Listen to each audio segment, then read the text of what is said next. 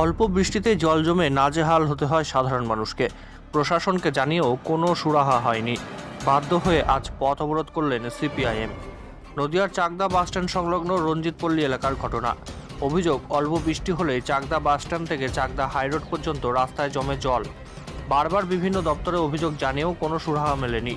গতকাল ফের বৃষ্টি হওয়ায় আবারও জল জমে সেই এলাকায়, কিন্তু কারো কোনো হেলদোল নেই। ফলে আজ ওই এলাকায় সিপিআইএমের পক্ষ থেকে পথ অবরোধ করে বিক্ষোভ করা হয়।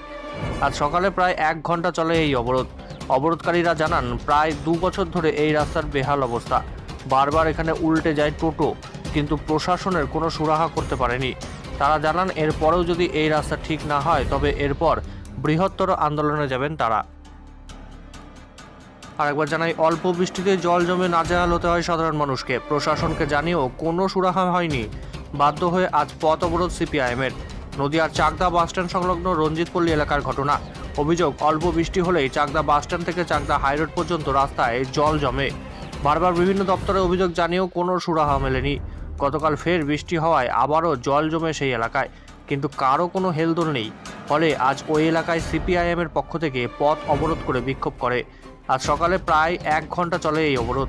অবরোধকারীরা জানান, প্রায় 2 বছর ধরে এই রাস্তার বেহাল অবস্থা। বারবার এখানে উল্টে যায় টোটো, কিন্তু প্রশাসন কোনো সুরাহা করতে পারেনি। তারা জানান, এরপরেও যদি এই রাস্তা ঠিক না হয় তবে এরপর বৃহত্তর আন্দোলনে যাবেন তারা। আহ্বান রাখবো, আপনারাও দলমত নির্বিশেষে আমাদের সঙ্গে যোগদান করবেন। আমরা সবার জন্য জনগণের স্বার্থে আমরা বামপন্থীরা যে লড়াই সংকটকে আমরা চাই, প্রশাসনকে বলবো জনগণকে অচল করার জন্য আমরা এই অবস্থান বিক্ষোভ করছি না।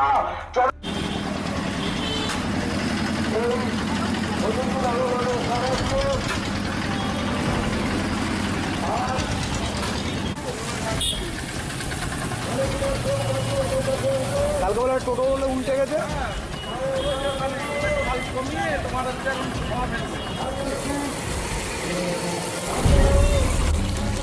রেলি বেরিয়েছে, রেলি বেরিয়েছে।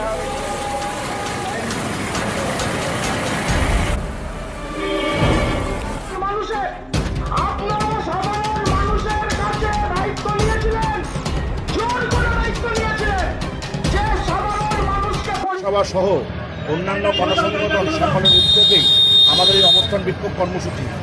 অবস্থান বিক্ষোভ কর্মসূচির মূল উদ্দেশ্য হচ্ছে চাকদা কলকাতা সড়ক, ব্যস্ততম সড়ক। সেই ব্যস্ততম সড়কে একদম কলকাতা বাজার, স্টাইল বাজার, মনোরমার সামনে যে দীর্ঘদিন ধরে যে জল জমছে, এবং সেটা আজকে শুধু নয়, এটা প্রতি বছর ধরে জমছে এবং সেই জলটাতে মানুষের ক্ষতিগ্রস্ত হচ্ছে। এখানে একটা গর্ত হয়ে যাচ্ছে বিভিন্নভাবে, সেই গর্তের টোটো উল্টে যাচ্ছে, পরিবহন ব্যবস্থা ব্যাহত হচ্ছে এবং এই রাস্তা দিয়ে প্রচুর মানুষ প্রতিদিন চলাচল করে। সেই মানুষরা যে মৃত্যুফানের কবলে পড়ছে, সেই মৃত্যুফান থেকে আমরা রক্ষা করার জন্য আমরা প্রশাসনকে আমরা জানাচ্ছি যে আপনারা দ্রুত এই সমাধান করবেন, নাহলে আমরা বৃহত্তর আন্দোলনে যাব। আপনার নাম? আমার নাম সাগর ভট্টাচার্য। আমি সারাগড় কৃষক সভা 2 অঞ্চল কৃষক কমিটি সভাপতি এবং আমি আলপুর গ্রাম কৃষক